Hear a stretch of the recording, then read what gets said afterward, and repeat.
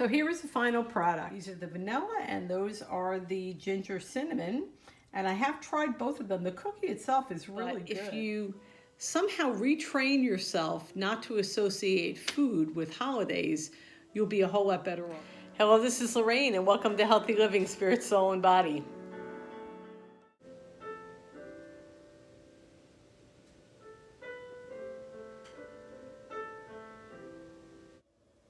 Hello, so you could say that Christmas is descending upon my home.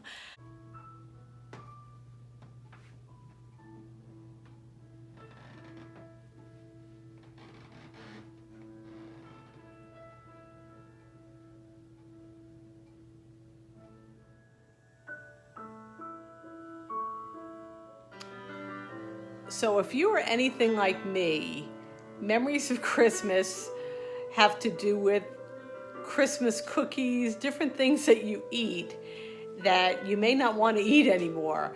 I can remember even a couple of years ago that I said, oh, I'll just make, butter cookies and I'll bring them to, Christmas dinner and everybody else can eat them. And that's not what happened. Butter cookies are much too much of a temptation. And the funny thing about cookies is they look so small, but they are an unbelievable amount of calories and fat and sugar. And sometimes it's better just not to have those things around your house. Today I thought it would be a great idea to share a healthy Christmas cookie recipe. So here we go. So before we get started, I wanted to share where I got this recipe from. Her name is Liesl Jane Stridham, and I will include the link in the description. Okay, so check her out. Looks like she has other good Christmas dessert recipes in there.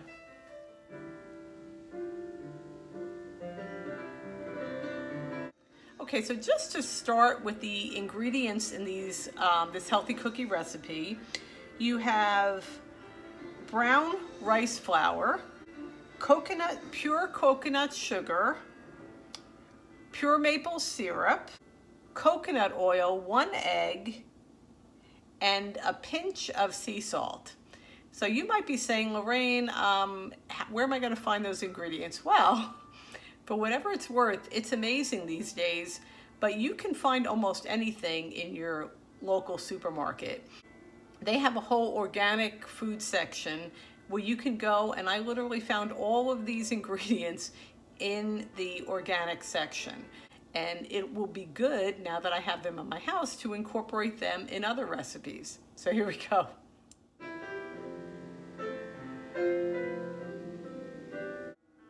Okay, so the way you make this cookie recipe is you make one big batch of cookies and you separate it in half.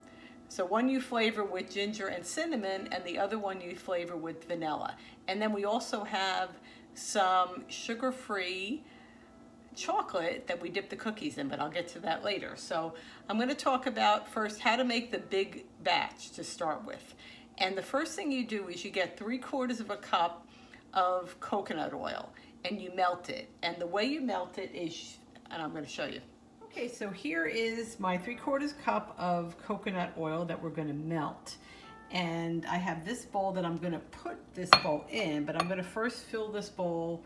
We'll put a little bit of water in anyway, of hot water, not boiling water, but hot water. So you put the coconut oil in the hot water till it melts. Then you add 2 1/4 cups brown rice flour, 1/2 cup pure coconut sugar, 1/4 cup pure maple syrup, 3/4 cup coconut oil that's melted, and you add 1 egg to our bowl with a pinch of sea salt. Then you mix all the ingredients together till it gets to a good strong paste. So now I've separated the cookie dough batter into 2 parts. The first part is going to be ginger and cinnamon, and the second part is going to be vanilla. The ginger and cinnamon, and the 2 teaspoons of vanilla. Then you take the coconut oil and you rub it on some parchment paper so the cookies don't stick. Then you evenly distribute the batter and squish it down with a spoon. And you put fork holes in the cookies just to decorate. And there you go. Then you put it in an oven, 360-degree oven, for 15 minutes. And then the second batch, you just scrape with a fork to make it look a little different. So, I have finished cooking my cookies, the maple and cinnamon cookies and the vanilla cookies. And I did have to try one, so I tried one of the maple cinnamon and it was actually really good, a little bit sweeter than I expected. Now we're ready to dip them in chocolate.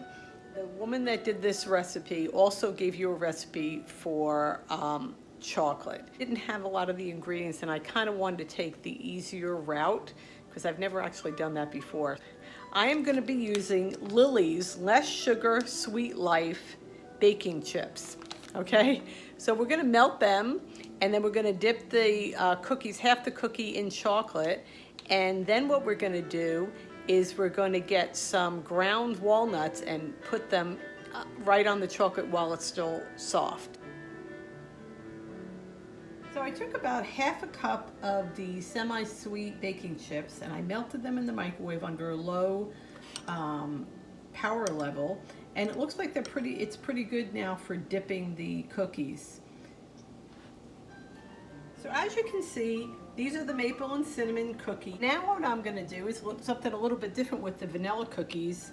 I'm going to put little bigger bits of walnuts on them. So a bigger piece basically. And I'm going to dip these in chocolate and put the bigger pieces of walnut on them. So here is the final product. These are the vanilla and those are the ginger cinnamon. And I have tried both of them. The cookie itself is really good. So I hope you enjoyed my healthy Christmas cookie recipe. I hope you try it. And if you do, please let me know in the comments what you thought. One thing I do want to mention is I am a health coach. And at this time of year, especially Thanksgiving and Christmas, I always try to give people 3 alternatives. Okay. The first is the obvious, to totally abstain. And sometimes this can be very difficult. But if you somehow retrain yourself not to associate food with holidays, you'll be a whole lot better off. The second alternative is to, if you really can't live without the butter cookie, say for instance, and say you usually eat 5, and so you tell yourself, all right, I'm only going to have 1 cookie. At least that's better than having the 5. So I usually tell people, have the cookie or even have a bite and kind of scratch the itch. Make it so that you feel satisfied that you had the butter cookie and it's Christmas time. And of course, the third thing is to just throw caution to the wind and just eat whatever you want, and then just be determined that when that's over to get back on track and everything. Of course, I always try to counsel people not to do that, but you know, it's your decision. You are in charge of your own life, or you should be. A couple of other tips around this time of year.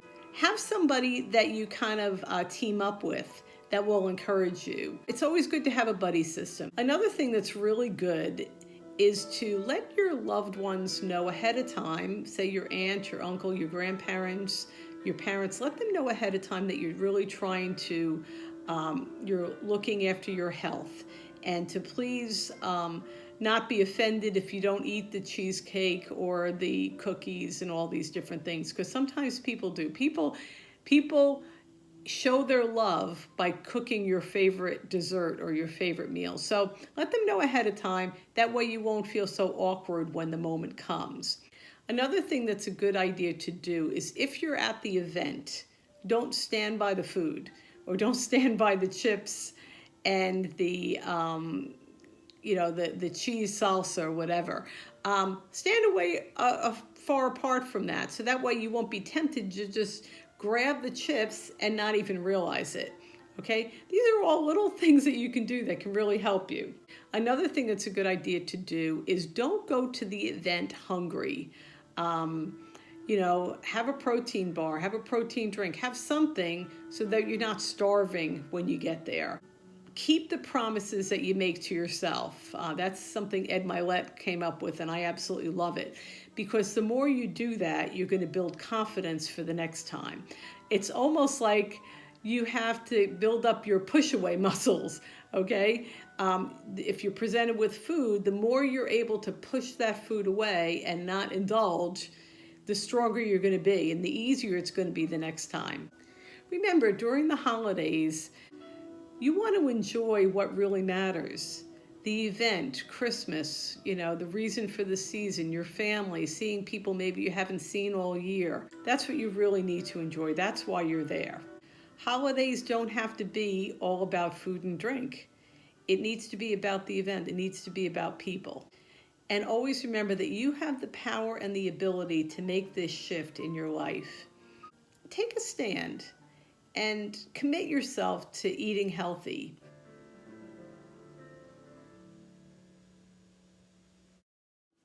So I hope you enjoyed my little tips and my video about eating healthy during the holidays. Next week, I am going to be talking about some of the things that you may not know about the Christmas story.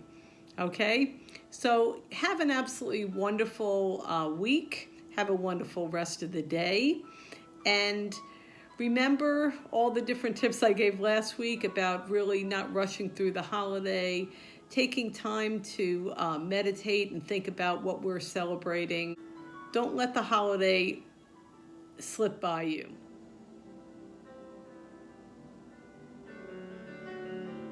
So if you like this video, please like and subscribe to encourage me to continue through 2024.